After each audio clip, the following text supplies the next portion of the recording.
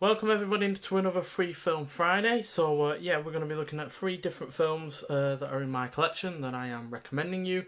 And yeah, we'll work our way through them. And yeah, just talk about them, a few facts, the cast, director, and etc, etc.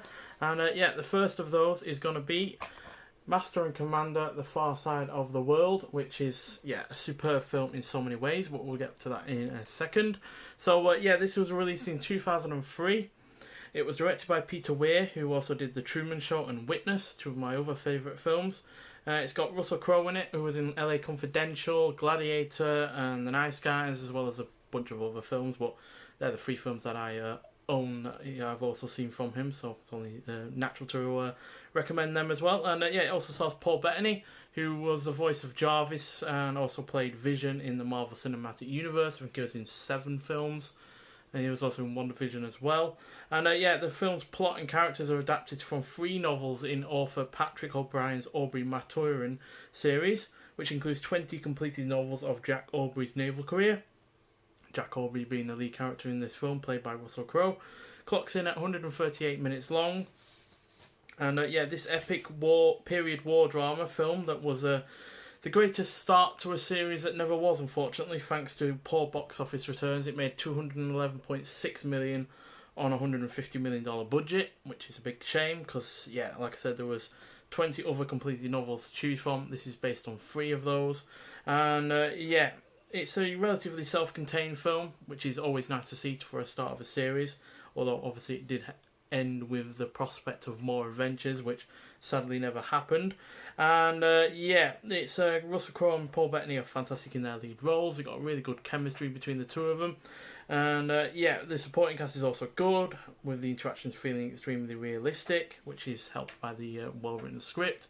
And yeah, the action scenes are stellar, really rather grounded and quite brutal in some respects, and yeah, really rather realistic as well. So, which is apparently one reason why it failed at the box office, because people weren't into that kind of thing in 2003 apparently. Also doesn't rely on special effects all that much. A lot of it is practical, and yeah, there's not massively overdrawn big battles or anything like that. The score is equally emotional and bombastic, which helps both the character-driven scenes and the action scenes. And yeah, the production is also faultless, with the locations as well being stunning. And yeah, even though the plot may be relatively basic, basically it's about the boat HMS Surprise, which is being captained by Jack Aubrey during the Napoleonic Wars, and is basically ordered to intercept the French privateer ship Acheron. And yeah, that's basically it. One ship chasing the other and battling each other until whoever wins. And yeah, and it may well be basic, but it does serve its function. It allows the characters to grow and allows them to progress with character arcs, and yeah, it really does help the rest of the film flesh itself out.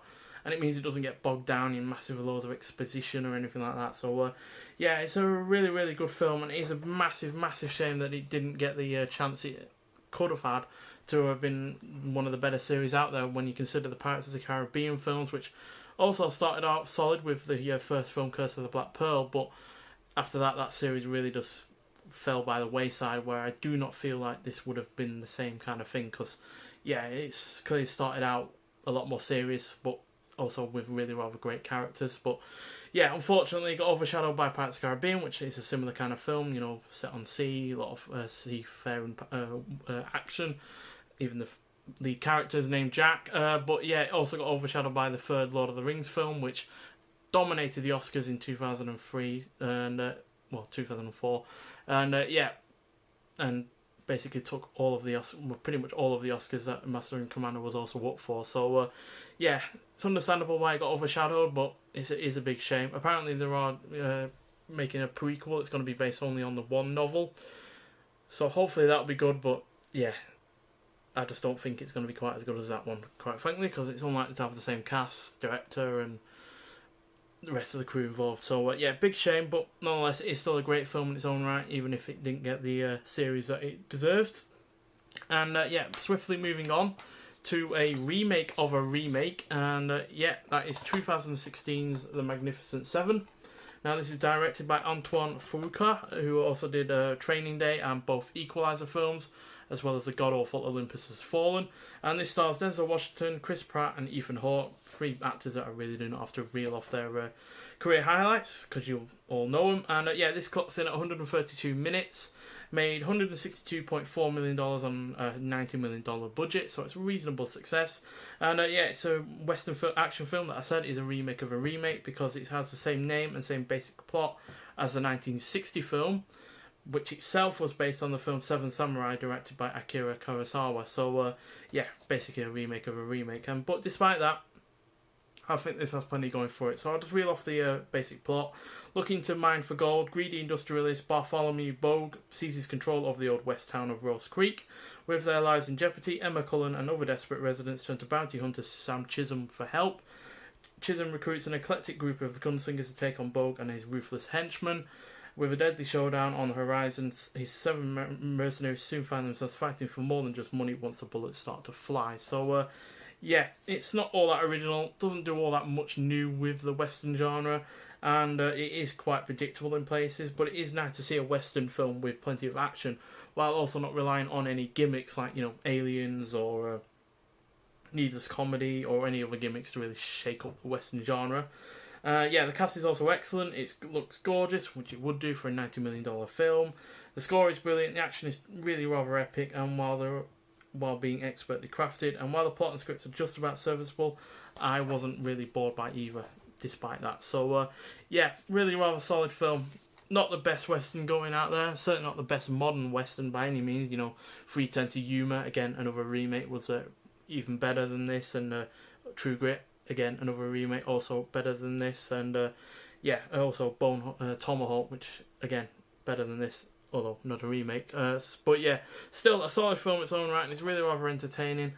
A little bit long, yeah, but yeah, still does plenty there's plenty going for it, and yeah, it's really rather fun nonetheless. And yeah, our third and final film is the newest of the three from 2020. We have Birds of Prey and the Fantabulous Emancipation of One Harley Quinn. I always forget the title. And yeah, this is directed by Kathy Yan, who I've not seen anything by before, but I have heard good things about her directorial debut, Dead Pigs. And yeah, this stars Margot Robbie, who was in Once Upon a Time in Hollywood, and I, Tonya. She was fantastic in both of those. Mary Elizabeth Winstead, who was also fantastic in 10 Cloverfield Lane, and Ewan McGregor, who was in Star Wars films, Trainspotting, etc, etc. And yeah, this clocks in at 109 minutes, made $201.8 million on a budget of $82 million. Apparently that wasn't a success, but again, it did come out in 2020. It was just before the whole COVID pandemic hit, so I imagine that impacted it to some degree. But yeah, this is a superhero film where it is open season on Harley Quinn when her explosive breakup with the Joker puts a big fat target on her back. Unprotected and on the run, Quinn faces the wrath of narcissistic crime boss Black Mask, played by Ewan McGregor, his right-hand man Victor Zazez, and every other thug in the city. I think Black Mask was played by Ewan McGregor. I can't remember, I do apologise. And yeah, but things soon even out for Harley when she becomes unexpected allies with 3 deadly women, Huntress, Black Canary, and Renee Montoya. And yeah, with so many other superhero films from the time, even last year, so many superhero films felt a lot more serious. The only ones I can think of that are a little bit less serious are Thor Ragnarok and maybe the Spider-Man films, but other DC films in particular are extremely serious. So with this having its humour, comedy, violence, colourful visuals, and commitment to its wacky tone, it really does help it stand out from other DC films, which are really rather quite dark, drab, really rather quite serious, really lacking in anything kind of, you know, hopeful or light or anything like that. So yeah, it's really good to see that this was a complete difference to that. And yeah, Margot Robbie is also really fantastic in the lead role, who really gets a chance to shine, unlike in Suicide Squad. I'm talking about the 2016 film. Obviously we have The Suicide Squad coming out later this year, which I'm hoping is going to at least be better than that 2016 effort, which was really, really rather bad, easily one of the worst DC films going. And yeah, the supporting cast are really good. It uses music to great effect. The pacing is on point. The action scenes are really nicely well directed and nicely shot, but also crucially fun. And yeah, there were far more laughs in this than I was expecting. The narrative structure is really solid because it really like flashes forward, flashes back, and has really really nice narrative structure. It will show you the conclusion to something and then reverse and show you how you got to there, and it's really nicely done. The script is well written and the visual style is more than unique, and it gives a unique look to it, and the lack of superpowers made for a far more tense experience than the usual superhero film, because obviously so many superheroes are really extremely powerful nowadays, and yeah, to see someone that can get hurt isn't overpowered or anything like that, and makes it a far more tense experience, and you're just not expecting her to maybe get out of the situations that she's in, or at least not in one piece. And yeah, this was my second favourite film from 2020. So yeah, I really enjoyed it. I know a lot of people gave it a lot of hate, but for me personally, being a massive superhero fan, this really ticked a lot of boxes that I've been looking for in other superhero films that just haven't been met.